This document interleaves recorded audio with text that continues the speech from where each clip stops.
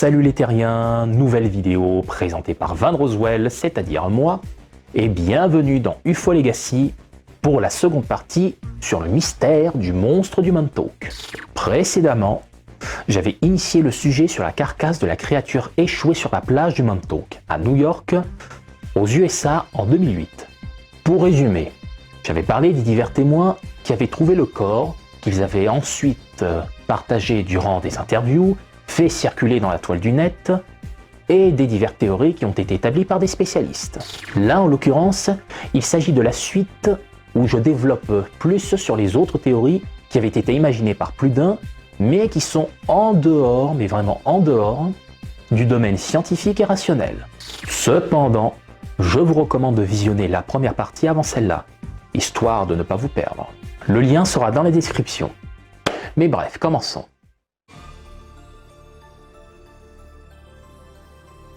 Alors que les chercheurs voulaient absolument prouver que la dite créature était, pour les uns, un animal mort tout à fait ordinaire et pour les autres, le produit de la science moderne, pour les partisans de la théorie des anciens astronautes, le monstre faisait partie d'une longue lignée de créatures génétiquement modifiées apparues au cours de l'histoire de l'humanité. Notamment les diverses créatures fantastiques des légendes et mythologies du monde entier, genre des êtres anthropomorphiques, un féroce canidé à 3 têtes, une femme laide, pourvue de serpents en guise de cheveux, un cheval ailé, etc. Et qui donc les aurait créés? Nos ancêtres extraterrestres. Enfin, selon les partisans de cette théorie. Ces derniers auraient assimilé le monstre du Montauk à une créature mythologique nommée Griffon. Corps, tête, cerf, aile d'aigle sur l'arrière d'un lion au niveau de l'abdomen, se terminant par des pattes et queue du roi de la savane. Pour eux, le monstre serait en fait un croisement avec plusieurs animaux.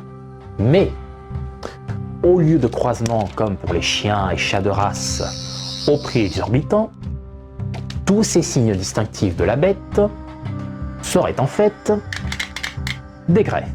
Mais là, c'est tout à fait comparable avec une chimère, un hybride ou un monstre de Frankenstein. Oh, quelle horreur! Les théoriciens du concept de l'évémérisme, dont théorie des anciens astronautes, sont persuadés que les créatures mythiques, à l'inverse d'être nées dans l'imaginaire de nos ancêtres, auraient existé. Imaginons que dans un passé très lointain, des visiteurs spatials parcourant les étoiles, ayant pour mission de trouver une planète abritant la vie, comme la Terre.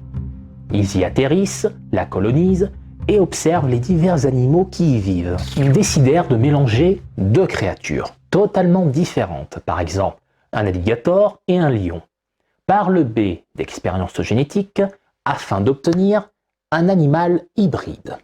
Du coup, nos ancêtres humains auraient été témoins de la présence de ces créatures à travers le monde. Si les monstres folkloriques ont vraiment été le résultat d'expériences extraterrestres, ils ont transmis cette pratique aux êtres humains.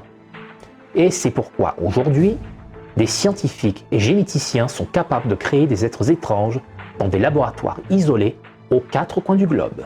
Et puisque nous en venons aux manipulations génétiques, il existe une autre théorie, mais conspirationniste. Et les conspirations, on en raffole tous.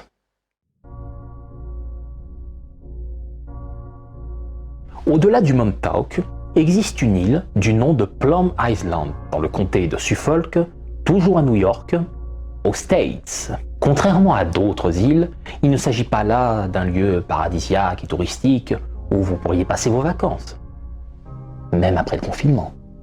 Non, il s'agit d'une île qui est sous le contrôle du département américain de la sécurité intérieure, qui dirige même le Plum Island Disease Center of New York, un centre de recherche à l'étude des maladies animales. Ce centre a pour but principal de diagnostiquer et étudier plusieurs maladies animales étrangères, en particulier la fièvre afteuse. La fièvre afteuse est une maladie non mortelle mais extrêmement contagieuse qui affecte notamment les animaux à sabots, dont les symptômes sont une température élevée, des aftes dans la bouche, salivation excessivement écumeuse, et des cloques sur les pieds que dis-je, pattes, qui peuvent s'ouvrir et faire boiter. Et bon appétit bien sûr.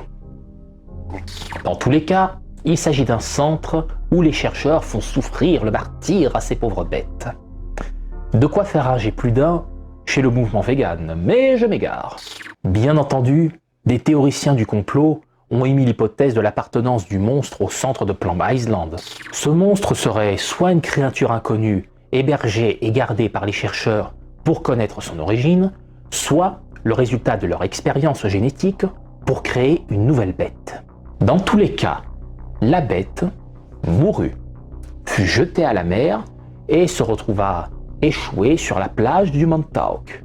Tous se mirent à accuser le centre de recherche, tous crièrent au complot, sachant que les complots aux USA sont très répandus.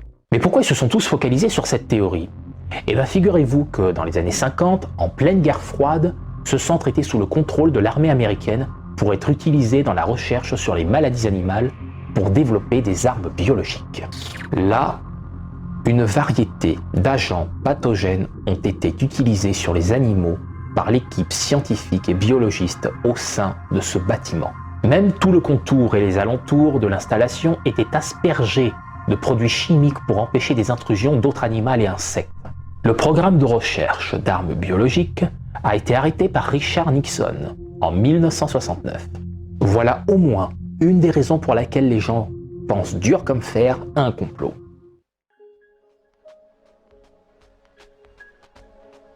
Le New York Magazine avait interrogé le directeur du département d'analyse, assurant que cette bête n'était pas liée aux travaux de son centre, niant ainsi toute implication sur cette affaire. Bon, après vous me direz, c'est pas le genre de choses qu'on avoue à n'importe qui. Toujours dans les journaux, d'autres personnes auraient aperçu un animal similaire le mois précédent, or en juin, mais vivant cette fois-ci. Et histoire de se rendre compte à quel point les Américains sont accros à tout ce qui est commercial, une campagne de publicité d'une marque de boisson énergisante avait promis d'offrir son breuvage à vie à celui qui capturerait un des congénères du monstre, vivant.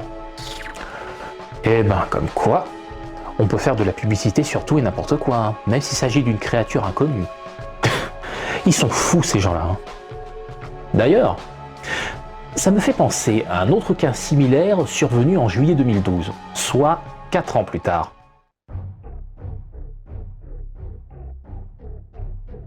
Un autre monstre a été retrouvé mort et décomposé, mais à Manhattan cette fois-ci, sur les berges de l'East River à New York. Encore. Une photographe amateur, inconnue, prit l'image de la carcasse pour la donner directement aux médias new-yorkais.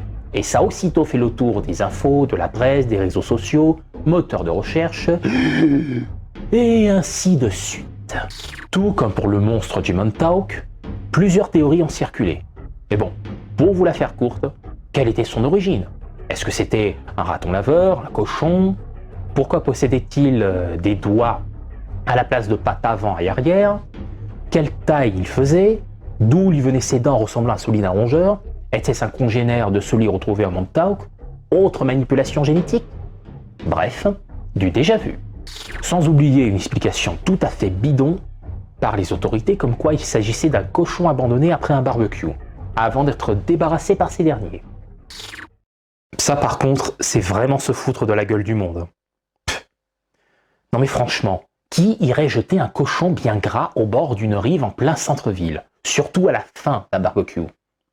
Et puis, vous avez vu la gueule du machin, avec ses dents qui sortent de sa bouche et ses narines à la place du groin complet?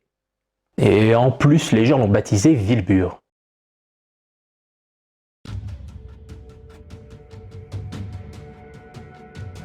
En conclusion, le monstre du Montauk, comme le monstre de Manhattan, leurs origines n'ont jamais été dévoilées, par manque de preuves et d'analyses plus approfondies suite à leur disparition soudaine.